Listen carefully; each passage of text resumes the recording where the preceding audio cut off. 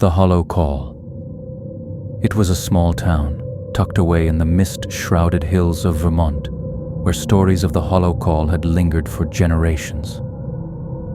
Locals spoke of strange phone calls late at night, calls that came from nowhere, from no number at all. People dismissed them as urban legends, but everyone knew someone who claimed to have answered.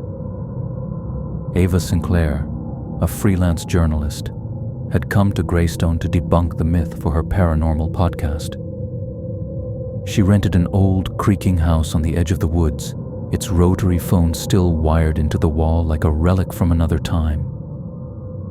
The first few nights were uneventful, filled with nothing more than the whispers of wind through the trees and the occasional coyote howl. But on the fourth night, just after midnight, the phone rang. Ava stared at it, her pulse quickening. The caller ID screen was blank. Against her better judgment, she answered, "Hello?" There was a breath on the other end, slow, deliberate. "Who is this?" Ava demanded. A voice followed, faint and crackling, like it was coming from a distant broken speaker. "Do you remember the dark?" The line went dead. Chilled but determined, Ava dismissed the call as a prank. She set up her recording equipment, determined to capture any future calls. The next night, the phone rang again at 12:13 a.m. This time, she recorded the entire call. "Hello?" she answered. "Do you remember the cold?" The same distorted voice whispered. Ava's skin prickled. "Who is this?"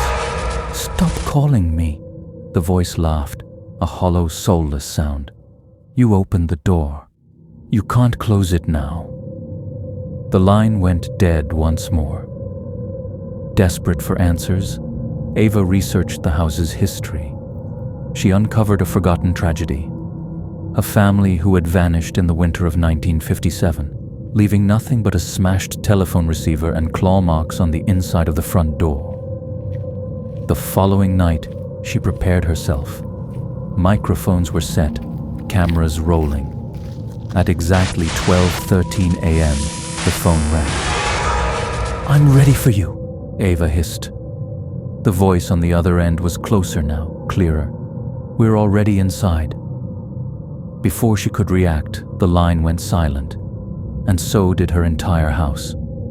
The recording equipment played back only static, but if you listened closely, beneath the hiss, you might hear her screams, and the hollow call still waiting for its next answer.